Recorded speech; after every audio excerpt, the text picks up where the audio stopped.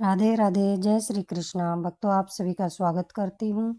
आज की वीडियो में हम बात करेंगे महाशिवरात्रि के बारे में। आखिर महाशिवरात्रि क्यों मनाई जाती है? आइए जानते हैं उस रहस्य को जो कि शास्त्रों में वर्णित है। आज हम एक ऐसी कहानी लेकर आए हैं जो कि शायद आपने कभी नहीं सुनी होगी। ये कहानी है महाशिवरात्रि की, उस पावन रात की जब धरती और आकाश, देव और मानव और समय और शून्य सब एक हो जाते हैं। लेकिन क्या आप जानते हैं कि इस रात के पीछे एक ऐसा रहस्य है जो हमारे भीतर की शक्ति को जगाता है, जिसे हम सब भूल बैठे हैं। तो चलिए आज हम उसी रहस्य को जानेंगे कि आखिर क्यों यह रात इतनी खास है, क्यों लाखों भक्त इस रात को जागते हैं और क्यों वे शिव की आराधना करते हैं, क्यों यह रात हमारे जीवन को पूरी तरह से बदल सकती है। आज की यह कथा अत्यंत ही ज्ञानवर्धक और प्रेरणादायक है। बहुत समय पहले की बात है, जब समय का कोई हिसाब नहीं था। उस समय देवताओं और असुरों के बीच भयंकर युद्ध छिड़ा हुआ था। यह युद्ध कोई सामान्य युद्ध नहीं था। यह युद्ध था सत्य और असत्य के बीच, प्रकाश और अंधकार के बीच। देवता हार रहे थे, उनकी शक्ति क्षीण होती जा रही थी, असुरों का पराक्रम बढ़ता जा रहा था। तब ब्रह्मा जी, विष्णु जी और सभी देवता मिलकर कैलाश की ओर चले। वे जानते थे कि अब उन्हें केवल महादेव की शक्ति ही बचा सकती है। कैलाश के शिखर पर जब वे पहुंचते हैं तो देखते हैं कि भगवान भोलेनाथ गहन ध्यान में हैं। उनका शरीर निश्चल था, जैसे कोई पत्थर की मूर्त हो। उनके चारों तरफ एक दिव्य आभा थी, एक ऐसी ऊर्जा जो कि शब्दों में वर्णन नहीं किया जा सकता। ब्रह्मा जी ने कहा, हे देवों के देव महादेव, हे महाकाल, हम आपकी शरण में आए हैं और संसार संकट में है। असुरों का अत्याचार बढ़ता जा रहा है, केवल आप ही हमारी रक्षा कर सकते हैं। लेकिन शिवजी नहीं जागते, उनका ध्यान नहीं टूटता। वे अपने ध्यान में मग्न रहते हैं, जैसे कि उन्हें बाहर के संसार की कोई खबर नहीं। विष्णु जी ने कहा कि हे नीलकंठ, हे भोलेनाथ, हे भोले भंडारी, हे त्रिलोकी, यह संसार आपकी प्रतीक्षा कर रहा है।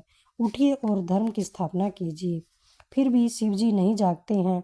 तब इंद्र, अग्नि और वरुण, वायु, सभी देवताओं ने मिलकर प्रार्थना की, लेकिन महादेव अपने ध्यान से नहीं उठ पाते, क्योंकि वे उस अवस्था में हैं जो कि शून्य अवस्था रहती है, जहाँ पर ना कोई इच्छा है, ना कोई विचार है, ना कोई द्वंद्व है।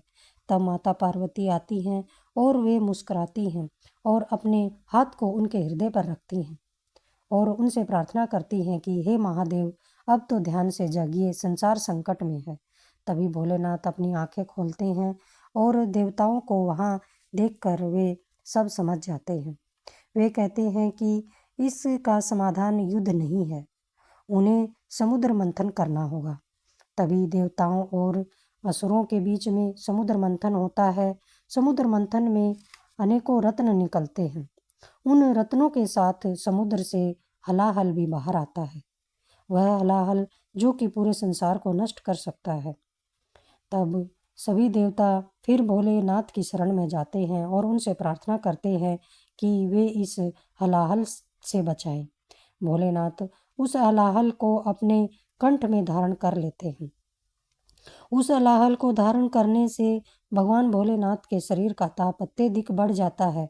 उनके शरीर से अग्नि प्रज्वलित होने लगती है।